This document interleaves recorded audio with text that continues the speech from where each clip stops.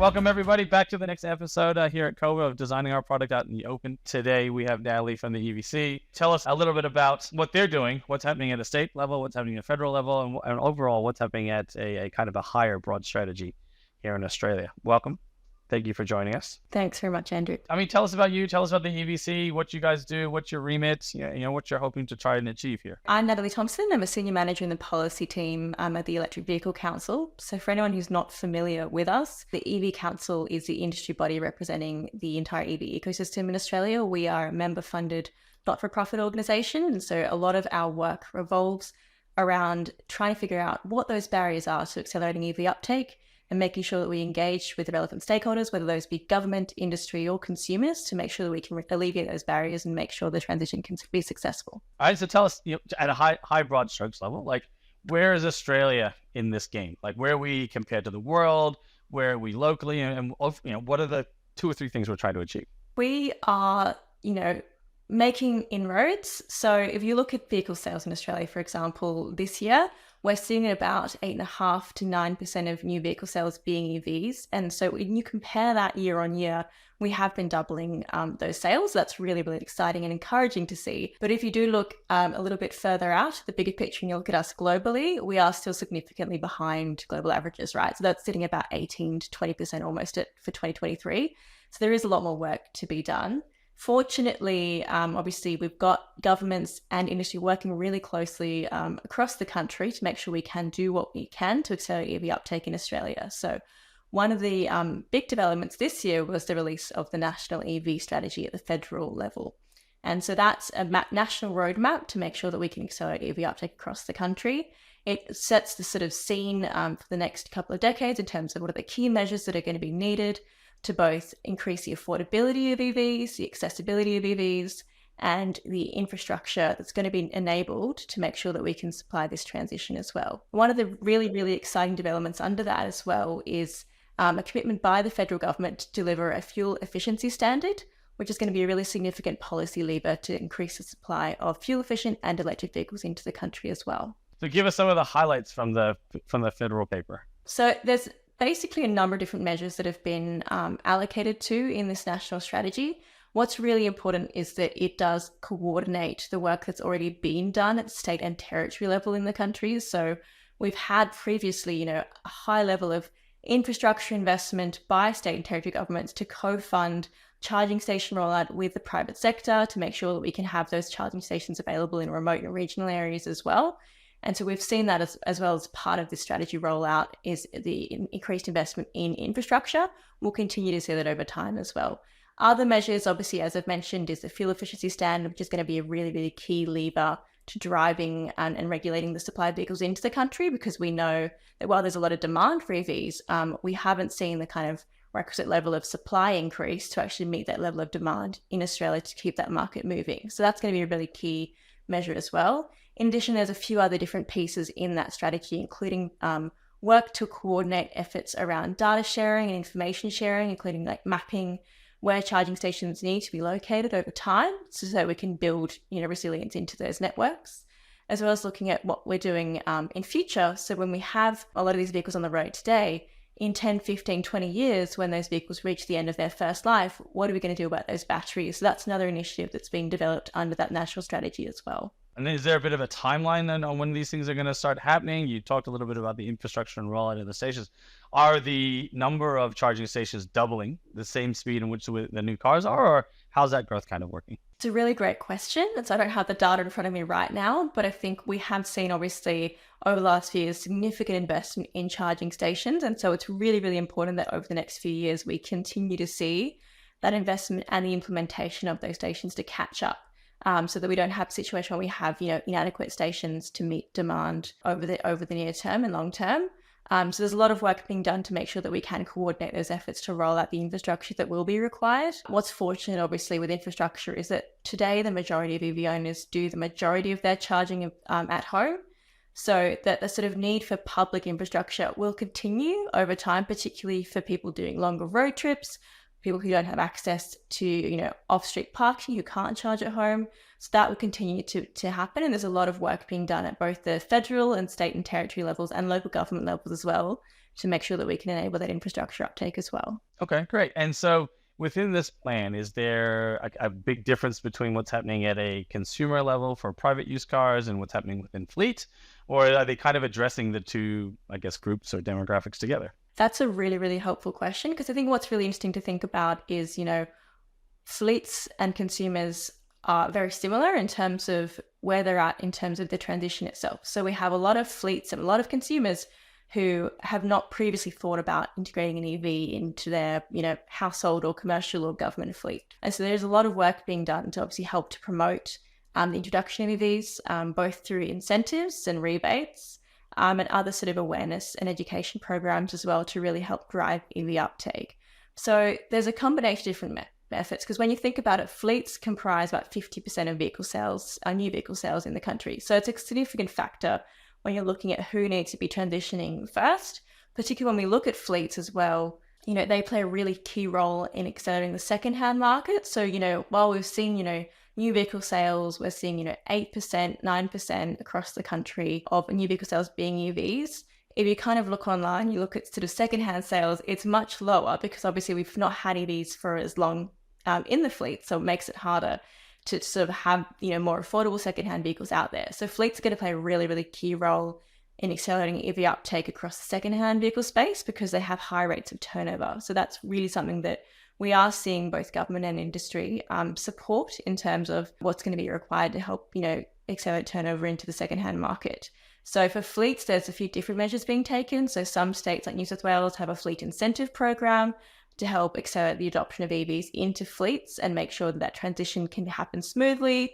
You can factor in charging infrastructure, solutions and things as part of that plan early on, so that when you have a fleet that over time becomes a fully electric fleet, you've got the solutions in place and you've brought everyone on that journey with you. Another key factor with fleet transitions is that change management. So because these are new, pieces of technology, it's the same kind of transition as like smartphones. There was a period that people didn't have smartphones and they kind of were like, oh, I'm not sure about this. I'm going to stick to my, brick phone. It does what it needs. It's got the basics. That's all I need. And so we're seeing, obviously, with the introduction of EVs into fleets, you've kind of got to take people on that journey with you. So you've got to teach them what it means to charge a vehicle, when should you be charging, how to kind of plan trips to make sure you can optimize your charging as well, and reduce, vehicle usage where you can to make sure you can have a fully transition, a sustainable transition as part of that. So that's kind of at that high level, kind of fleet commercial level, which is obviously quite different to a household where you don't have quite as many considerations. There's similar considerations, but it's at a sort of smaller scale. So you're transitioning 1-2 vehicles rather than obviously dozens or hundreds or thousands of them. But that means that at the same time, the considerations are still similar, right? So you're looking at upfront cost when you're comparing vehicles. And so currently EVs, on average, a little bit of a higher upfront purchase point. So that's why we've seen rebates come in across the country to help reduce that. We've seen, the FBT exemption, which is a clean car discount brought in by the federal government last year, which has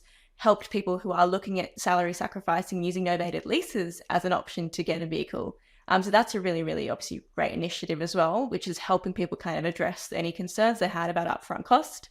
Because then once you look at, operational costs, you can see the savings. And that's why we're seeing this transition happen, because people are going, okay, if I pay a little bit more upfront right now, and obviously that depends on what vehicle you're purchasing or looking to lease, over time you can see those cost savings through, avoiding having to pay for petrol, and you can charge at home. So there's a lot of, opportunities around convenience and cost that are being considered, but it's still a learning exercise for a lot of people.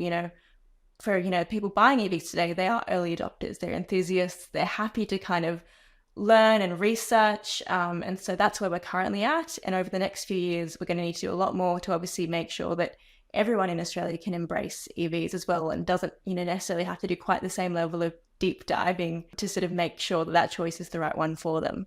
So like many people, right, most of my friends that I talk to, their next car is likely to be an EV, right?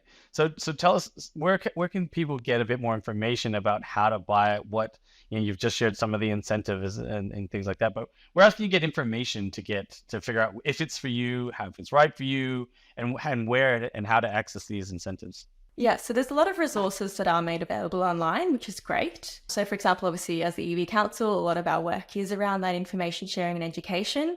So, one report that we release annually is our State of EVs report, which gives a market update on how EVs are tracking across the country, as well as different policy incentives across different jurisdictions that have been happening. And we do a bit of a scorecard, basically kind of ranking different states and territories across the country to see where they're at in terms of EV uptake and supporting consumers to make that switch, as well as looking at infrastructure deployment and other measures to help with industry development on the whole. In addition, we've obviously got a few other resources. So we've recently published some updated frequently asked questions, which dives into all the possible questions you could ask around EVs, and the grid, or batteries, or cost and charging, and a whole bunch of different questions that people do ask on a regular basis, as well as the life cycle emissions calculator, which helps debunk myths around whether, when you're charging your car off, a coal-fired grid, whether that's actually any better than driving a petrol vehicle around. And we can safely say that based on our analysis and based on the calculator, which you can search up, yes, it's still better. And it's even better when you power, obviously, using renewable energy, or you make the most of, solar, peak solar in the middle of the day as well. So that's some of the resources that we've got. In addition, obviously, all the federal government agencies, state governments and territory governments have made a wide array of resources available on their website. So really would encourage people to have a look at those. They include things like, cost of ownership calculators, or guides to what EVs are available and what benefits and incentives are available as well to different people in different jurisdictions, because it does depend on where you are, as well as, maps around, where charging is going to be rolled out in your community, and a whole bunch of other resources and guides as well. Another really huge role for governments in particular, and also industry, is helping bridge those gaps in awareness. And so, because what we've seen is that there's a huge gap between people who've been curious about an EV, but, a bit hesitant about kind of making that leap, who've never actually driven an EV before. And so we've seen this huge shift of once someone goes and test drives an EV, or they go to a drive day, whether that's by their local government or state government, or it's a sort of a workplace initiative or something like that, people are so much more comfortable because they realize it's basically the same as driving any old car. You've just got maybe a few more flashy software specs, right? It's fundamentally the same. Maybe it's a little bit faster to accelerate than what you're used to, but it's not this big scary thing. And then people get quite excited from that point. So we're seeing that having people kind of interact with an EV, whether that's driving their neighbor's car or a family member gets an EV, and then you start asking them all of the questions about how it works and how to charge a car at home and all those kind of things. So there's a role for everyone to play in this. Government can do one part. They can put out resources. We can do it as an industry and put out resources as well. But a huge part of this is, word of mouth and getting people, we've seen, amazing content put on YouTube by people who are always talking about what's the latest in terms of new vehicles being available, and sharing their experiences, whether they're good or bad, right? Doing road trips around the country, testing the infrastructure and going, okay, I've made some mistakes, or maybe they haven't made mistakes and they thought things were going to work out and they didn't. But for the most part, people are going out of their way to share that information. So for people who are curious, who are on the fence, there's a lot of information out there available already. So tell us, which state and territories are doing it best? Who's the best to follow? So when we look across the country, obviously, it does depend on where you live in terms of where the EV sales are and the infrastructure, where that's at as well.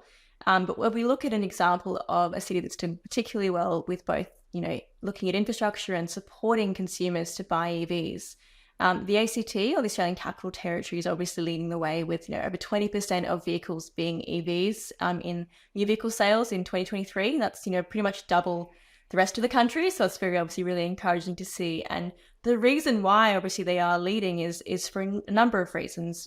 Primarily, obviously, they've set a really, really strong signal. So they've committed to phasing out internal combustion engine vehicles by 2035 in terms of new vehicle sales only. So not all vehicles on the road, but new vehicle sales. And so in combination with that, they've set an interim target of 80 to 90% of new vehicle sales being EVs by 2030. And so setting that really clear signal means that consumers looking to buy a new car or lease a new car are going, well, what's going to be available in 10 years' time? I should just, I can make the transition now. And what's really important when those signals are being set, when those policies are being delivered, is that governments provide support to make sure they can enable those transitions to happen. It's not useful to kind of set a target and kind of leave it there, right? So in addition, the ACT has provided really generous incentives through both, registration discounts for EVs, as well as a very generous zero interest loan under the Sustainable Household Scheme, which is why we've seen that acceleration of EV uptake, because people are both doing things like installing solar in their homes, electrifying their household, and getting an EV at the same time. So changing gears a little bit, Australia on a global scheme is a major player in fossil fuels and raw minerals and earth like that. What role is Australia playing in the overall battery manufacturing and the EV manufacturing kind of supply chain? So there's a lot of things that Australia can do. So I think we've probably not covered it yet, but in terms of mineral resources, Australia is one of the most abundant reserves of critical minerals like lithium, like nickel, like copper, some really, really crucial minerals that are, really important to make batteries, both for EVs and for energy storage, right? What we've done historically is obviously been really, really good at, extracting those raw materials and then shipping them offshore. So we haven't kind of delivered in terms of expanding further downstream down those supply chains, which is going to be needed if we want to make a battery manufacturing industry in Australia, right? And to do that at scale. So we have had some really encouraging developments in the last 12 to 18 months to see both states, territories, and industry players play a really key role in supporting development of battery industries, both through supporting development of battery precursor materials being made in Australia, and a number of different strategies being delivered both at the federal level and state level, like critical mineral strategies, battery industry strategies, and a whole bunch of things. There's a huge amount of work that still needs to be done before Australia can kind of expand further downstream, but there's a lot of incentive to do so. So one example of that is the fact that Australia has just sort of launched its National Reconstruction Fund, which is, a bit of a $14 billion fund, post-pandemic to kind of help sort of leverage what we have in terms of skilled workers and industry expertise to make sure that we can build sovereign capability across a range of different sectors. And one of those sectors is clean energy technologies. So $3 billion is being allocated from that fund to help promote projects in the clean energy space, whether that's batteries or renewable energy or a whole bunch of other pieces in terms of developing those capabilities onshore. So we're going to see, in combination with that, a few other different pieces like the Clean Energy Finance Corporation and a few other different arrangements across the country to help really drive that industry forward. What's exciting to see is, we have opportunities here. We just need to make sure that we can seize them and have that ambition to kind of go forward, because we don't have car manufacturing at scale in Australia anymore, but we do have heavy vehicle manufacturing, and we have companies that are making electric trucks, for example, in Australia. And so when we look beyond car sales, there's obviously a huge opportunity there to make, a strong electric truck manufacturing sector in particular, because we know that freight decarbonisation is a huge other priority, which probably beyond the scope of this discussion, but there's a lot of work to be done across all areas of transport. That's a great point in terms of sustainability. So tell me, how does a national EV strategy start to address things like sustainability and other environmental aspects? Yeah, sure. So one of the initiatives that the government is exploring as part of the national EV strategy is what we're going to be doing with batteries at end of life. And so whilst we know that after 10, 15 plus years in an EV, batteries are a really valuable asset in terms of their critical minerals, so both from recycling and making new batteries, there are also huge opportunities in terms of second life applications as well. So that means, once, a battery has reached the end of its useful life in a vehicle, while it's not suitable for road use, it can be used for energy storage applications. And there are companies working in the country to help develop that industry locally as well, plus obviously a number of different players overseas looking at how we can make sure that we can capture the opportunity of those batteries and reduce raw mineral extraction where possible, because that's going to be really key in improving the life cycle emissions of EVs, as well as just sustainability more broadly. Because if we can build a circular economy around batteries and around EVs, it can promote the environmental benefits of EVs even more. And so one of the challenges that we have at the moment is obviously because we are, at quite a low rate of uptake of EVs in Australia, and those cars are going to be on the roads for the most part for a good, the next decade or so. That creates challenge for companies that exist today in Australia that are looking to recycle EV batteries, who don't actually have the supply or feedstock required to help process them, because it's very difficult to commercialize if you've only got a handful of batteries kind of coming to you every year. And so what we'll see over time, and what we're seeing industry work together, both car makers and battery recyclers and other innovators in this space, is we will see this ramp up, because we're seeing it happen globally already, right? So in countries, particularly those that have battery manufacturing in place, they are scaling up their battery recycling capabilities as well. And so in Australia, we have a little bit of a disadvantage. We don't have the manufacturing, but we do have, innovative players who are looking to make sure they can capture those batteries when they reach end of life and either refurbish them so they can put them back into a car if required. And so we are seeing that already, as well as repurposing them for stationary storage applications, and then recycling them as well once they reach the end of any useful period of storage. So that's really, really exciting to see.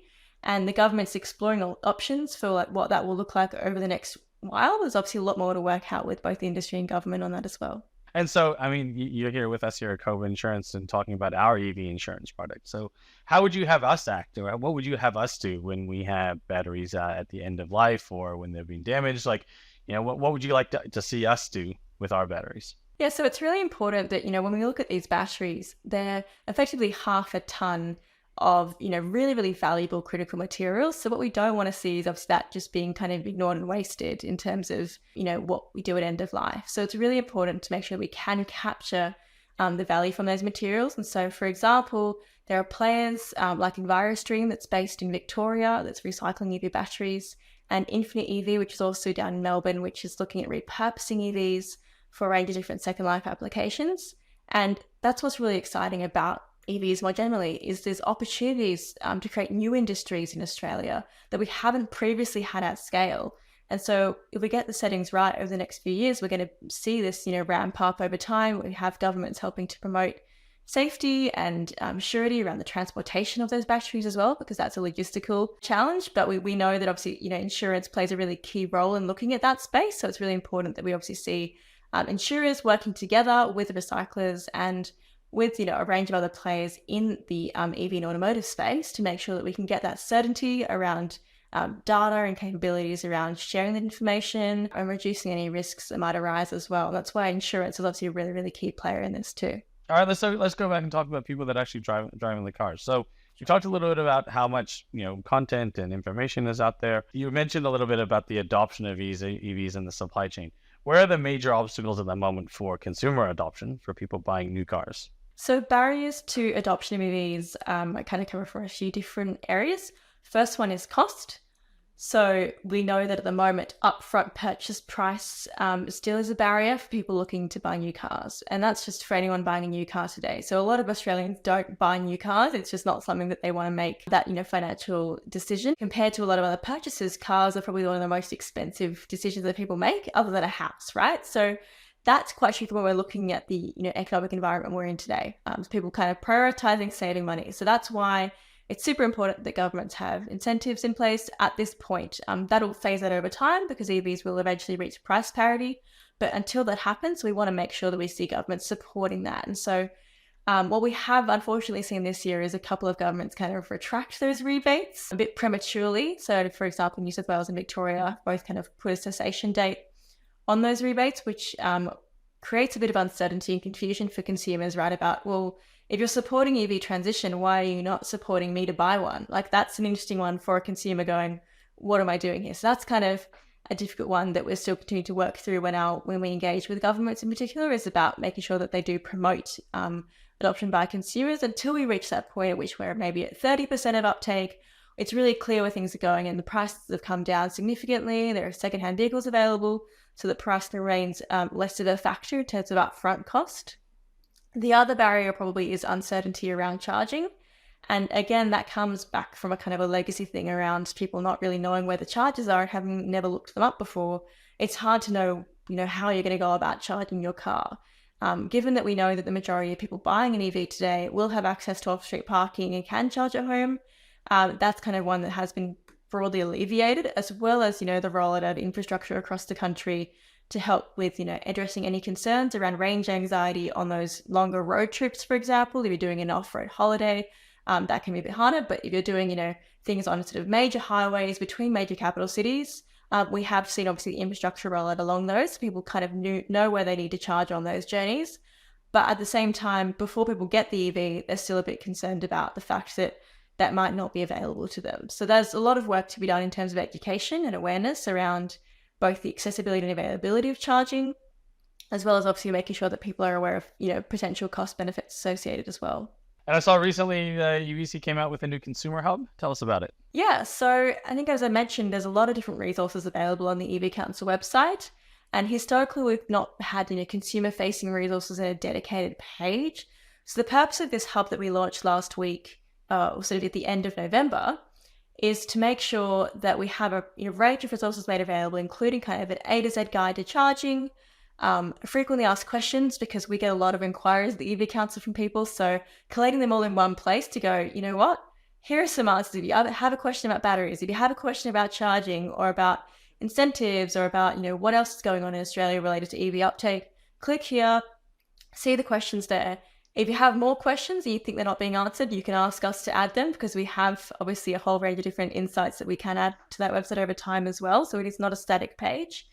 In addition, we've got a few different sort of pieces in there around myth busting. So there's a piece there we've worked with the Association for the Battery Recycling Industry to really highlight the innovations and opportunities in the battery reuse and recycling space in particular.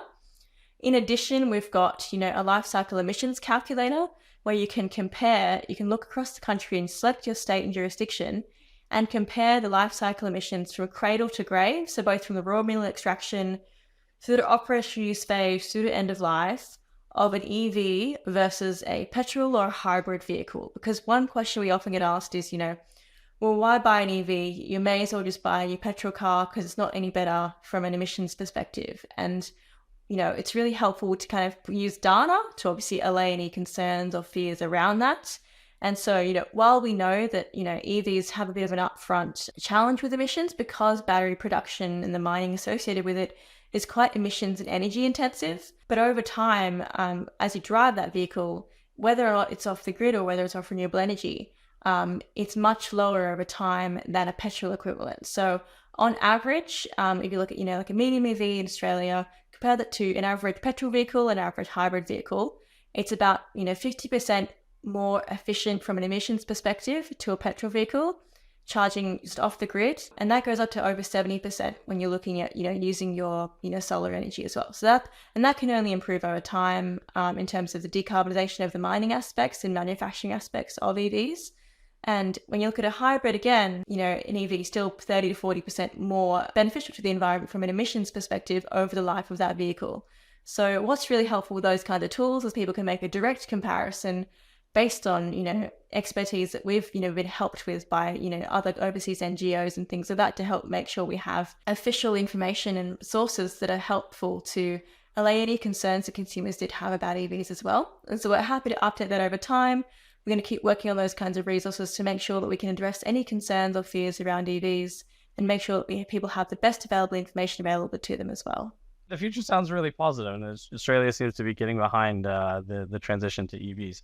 For consumers out there, what are the last kind of one or two things that they can do in the short term if they're not looking to buy an EV straight away? How can they get involved in helping be part of the industry, be part of these targets and goals, and ultimately join the EV market? I mean, one is obviously just working in the EV sector. It's obviously a really exciting thing. And looking at your workplace and figuring out how you can create new products, like what Cobra's doing to help really support the EV market as it grows. That's one area.